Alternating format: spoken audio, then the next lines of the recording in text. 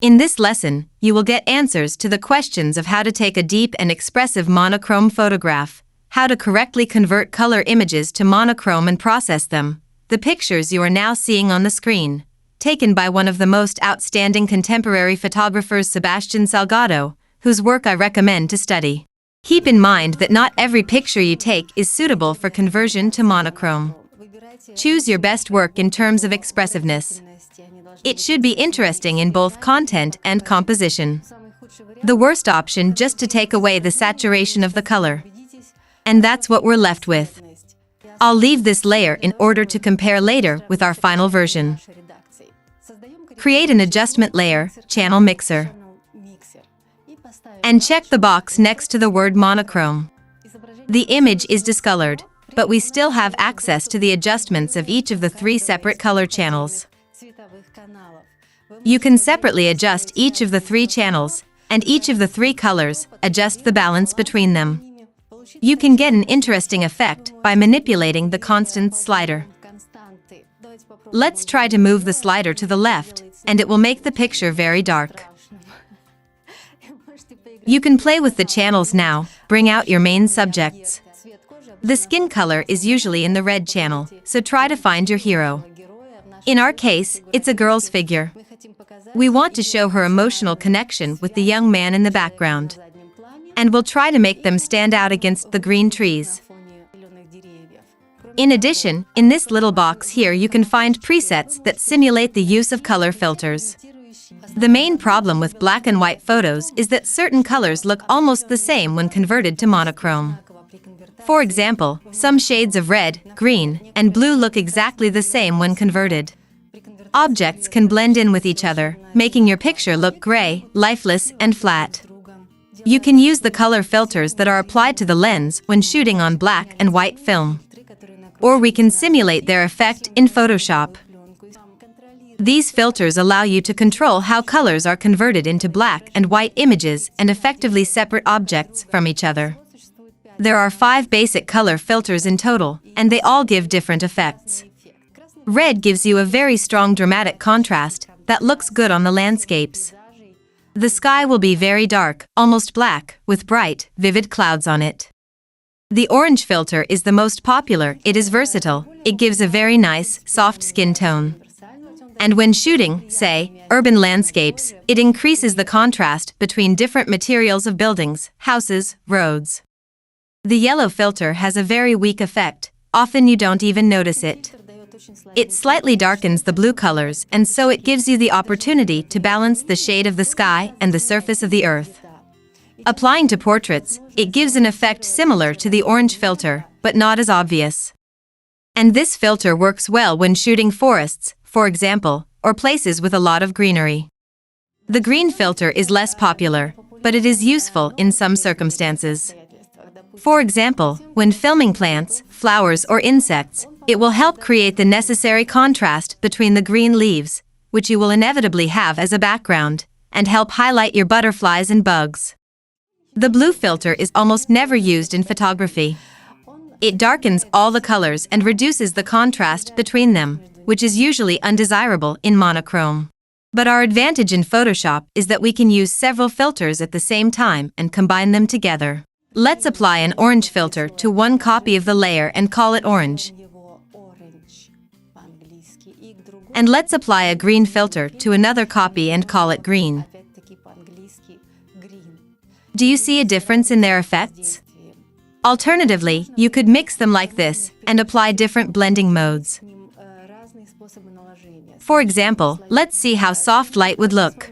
And in doing so, the picture becomes very contrasty, but still, the detail in shadows and highlights remains. Now we can lower the opacity of the top layer and reveal more details in the shadows, and then adjust the curves and levels. We can add some grain for a film effect.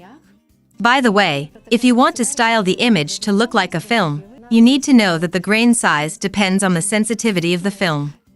The higher the sensitivity of the film, the thicker the grain. To apply grain to the image, select in the filter menu, add noise, and convert noise to monochrome. Select the appropriate grain size parameter.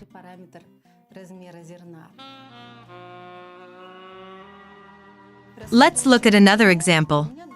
I have two layers with the same photo.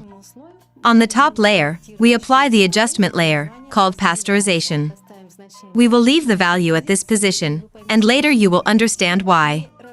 Now we blur this image by using Gaussian blur. The rules for blurring are simple. Your picture should lose some detail, but we still need to be able to recognize the big picture. Let's choose the soft light method of blending. And what happened? The large, bright areas became even brighter, and the large, dark areas became even darker. We very cleverly increased the contrast of the picture and got the effect of soft focus. You can bring the level of the image into the light key or, on the contrary, make a scary dark night.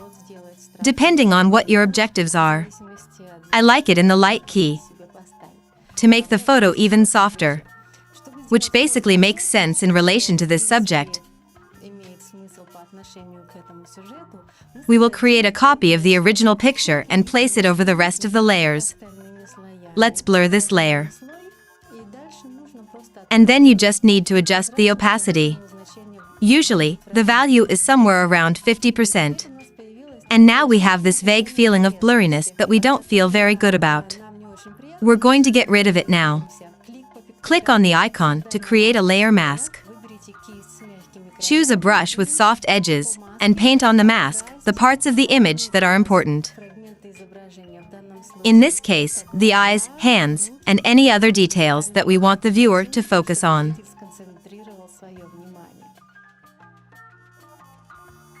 This shot was taken during the filming of a commercial. We shot it against a green background so we could replace it in post-production. The first thing we will do is crop the image. Let us be guided by the general rules of composition. Position the leading eye in the center of the composition. This makes the look more expressive.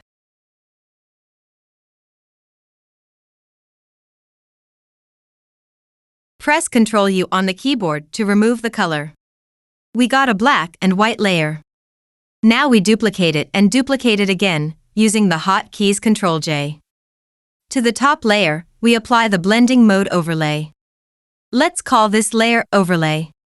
Create a layer mask for this layer. And now with a brush over the mask, we paint the fragments of the image that have fallen into blackness, in order to show more details. How to replace the green background, check another lesson, link in the description. Let's deal with the eyes. In a separate layer, let's select the eye area. Selection should have blurred edges. Increase the contrast in this area.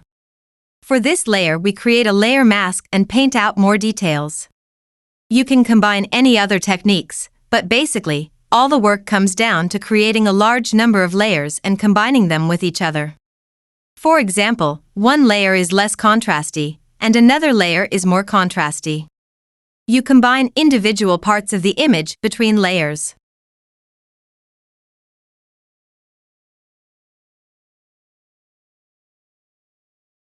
A technique that I use very often. We take the burn tool and select in the settings, apply the effect to the shadows. To increase the depth of the shadow. And also we select the dodge tool and lighten the bright parts of the image. When you select the dodge tool, you should have in the settings, apply the effect to the light tones. Now we proceed to the center of attention of this image, the eyes, which we should also make very bright in terms of contrast.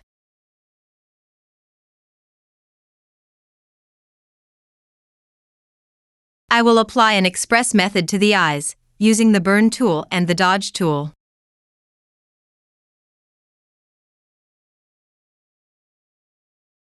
We use a burn tool with a fairly small radius, and work around the iris, to draw some fragments inside the eyes and make the glare bright and thus increase the expressiveness of the eyes.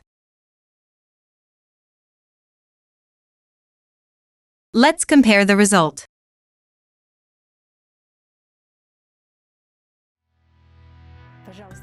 If you find this lesson useful, please subscribe and hit the like button.